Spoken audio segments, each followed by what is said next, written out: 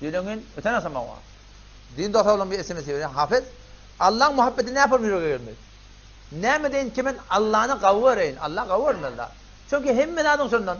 Onda da sana doğru muhabbet tavlana. Men Allah'ını kavurayan niye mi adamı tapmak değil. Her kim erten turuyor men maturum, men oyum, men masjidim, men ayalım, men oğlum, men ilim, men dükkanım, men hiç kim men hudayım diyen bunun adamı. Men hudayım şey deyip diyen yok bunun adamı. Men Rab, men dostuma ters duruyan sen. Men hanavadama ters duruyan sen. Men faimime ters duruyan sen. Men muğetıma ters duruyan sen. Ama men hudayıma ters duruyan sen diyen yok adamı. O ne mi di? Çünkü düşman tanıyla. Düşman tanıymalı onu. Düşman, in kolakon düşman ne mi? Peygamberimiz aydıptır. İnne a'da aduvuk. Düşman terine düşmanın. Kim şu? Nefsukelleti beyne cembey. Şu vücudundaki nefsin.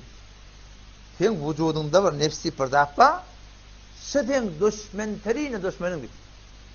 Nefsin hakkında Kur'an'ı üç tane kurun gelir. Birden güçlüyecek. Ama şeytanın hakkında bir taze bir kurun getir. O ne? İnne keyde şeytani kâne zayıfe.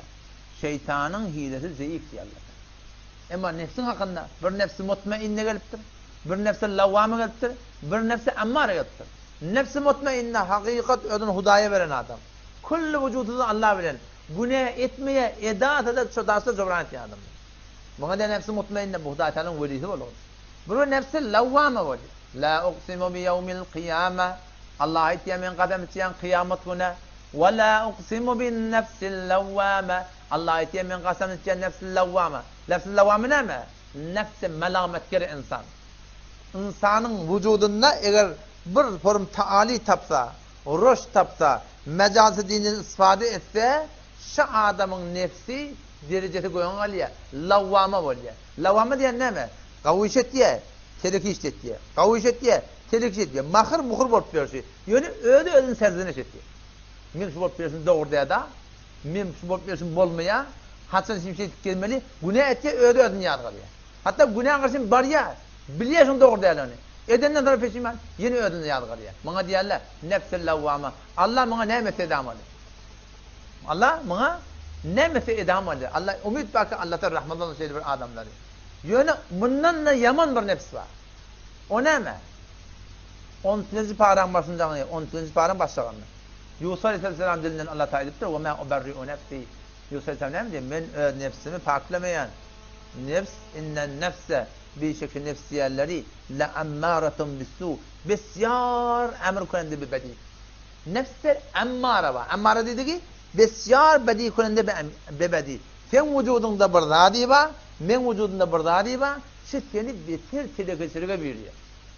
Seni gıybet ettirecek, töhmet ettirecek, şek ettirecek, gümen ettirecek, töhmet kurduracak. Hatta bendelin hakkında dursun, Allah'ın hakkında, kıyametin hakkında. Onu da falan etti ya da, hafız ya cennetten kurulmak tukam, nefsim ne mi diye diye biliyor musun? İçinden kepliye şu.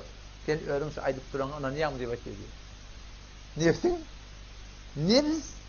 Nefsi de ne mi? İnsanın canına, ruhuna diye.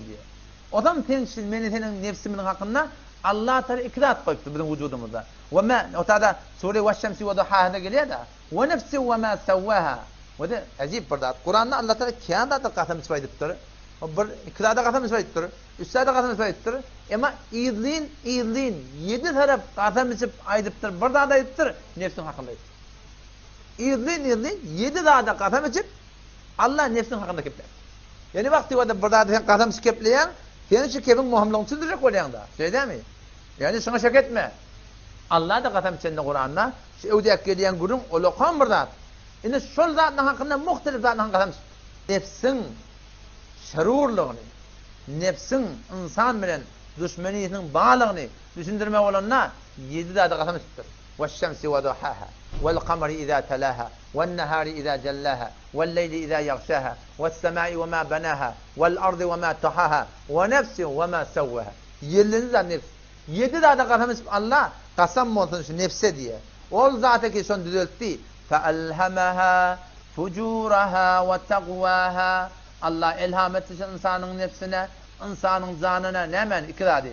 Fucuraha ve takvaha telekeleğini ve kavluğunu. Allah bizim vücuduna ikrar koy. Telekeleğe gitmek de var, kavluğa gitmek de var. Telekeden lezzet almakta var, kavluktan lezzet almak var. Allah iktidarını koyuptur. İnne ihtiyar veriptir. Kad aflaha men zekkaha. Bidun şey hoşbakt bul. Ol ademi keşi nefsini arattılıda. Nemeden? Günahden. Nemeden iyile uğrab olmadan. Nemeden halka uğrab olmadan. Nemeden hahişat-ı nefsaniden. Ki halaf işe. Ve kad khâbe men desseha.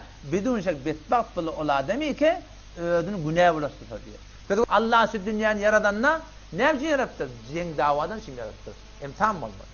Allahu Rabbi vel İslamu dini ve Muhammeden Resulullah ve yakini adnu ileyhi